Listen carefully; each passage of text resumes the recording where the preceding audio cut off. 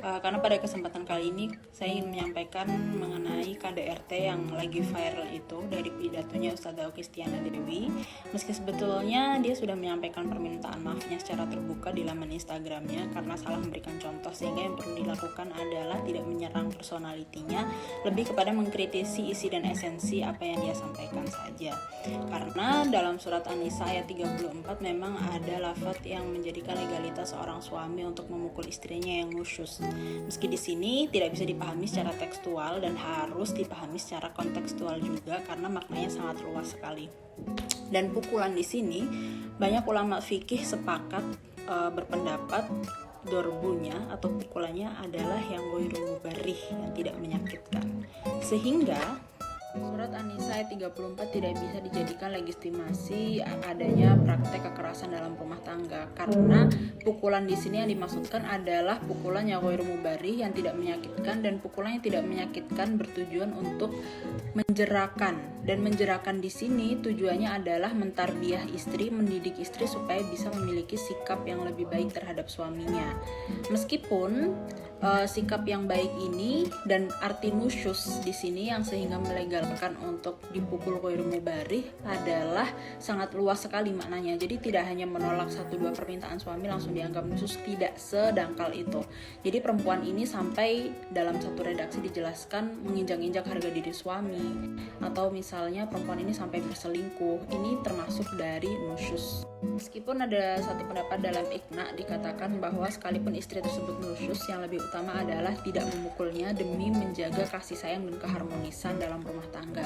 Sehingga muasyarah bil ma'ruf itu perlu lebih diaktifkan dengan komunikasi, kompromi, penerimaan, dan juga pengetahuan dasar antara perbedaan laki-laki dan perempuan. Supaya kita ini kadang perempuan itu merasa tidak disayang ya. Dan perlu diingat bahwa hanya karena kita tidak merasa dicintai sesuai dengan ekspektasi kita, sesuai dengan keinginan kita bagaimana kita dicintai, bukan berarti suami tersebut tidak mencintai istrinya. Hanya kadang mungkin love language-nya saja yang berbeda, dan ini hanya perlu dikompromikan, dikomunikasikan, dan dicarikan jalan keluarnya supaya hubungannya tetap bertahan dengan harmonis. Kembali pada konsep Alum Madrasatul Ula, sehingga perlu sekali diupayakan bahwa perempuan harus memiliki pendidikan, memiliki karakter yang baik, dan juga perilaku yang baik supaya tidak menjadi cobaan bagi suami, anak, ataupun orang-orang di sekitarnya. Sejujurnya sampai sekarang saya tidak terlalu paham bagaimana pukulannya tidak menyakitkan itu.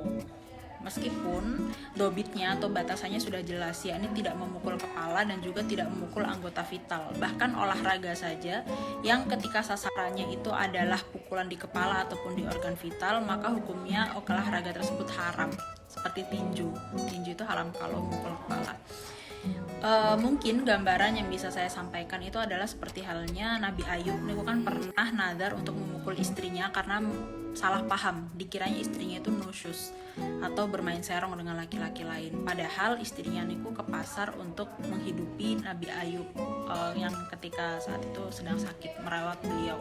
Sehingga ketika sudah sembuh dan mengetahui kebenarannya, Allah memerintahkan Nabi Ayub untuk memukul istrinya dengan 2 batang lidi saja. Jadi tidak sampai sakit, hanya sebagai syarat untuk memenuhi nadarnya. Teman-teman, nusyus di sini kaitannya bukan hanya dengan pukulan saja, tapi juga dengan gugurnya nafkah. Jadi kalau misalnya suami meminta sesuatu yang memang sudah menjadi kewajiban istri, kok istri menolaknya tanpa ada alasan yang mu'tabaroh, alasan yang bisa diterima, maka menurut banyak sekali redaksi dikatakan bahwa hilanglah keberkahan untuk si istri, dan juga malaikat tidak ridho kepadanya, yakni ketika suaminya meminta berhubungan badan dan istrinya menolak. Tapi kalau misalnya suami meminta pelayanan lain dalam artian perkara-perkara yang mustarok, melayaninya dalam hal makan, memasak untuknya, sedangkan menurut mazhab Syafi'i memasak dan melayani suami dalam hal itu bukanlah kewajiban istri, dan istri menolak, maka tidaklah dikatakan nusyus karena pada dasarnya itu bukan kewajiban istri.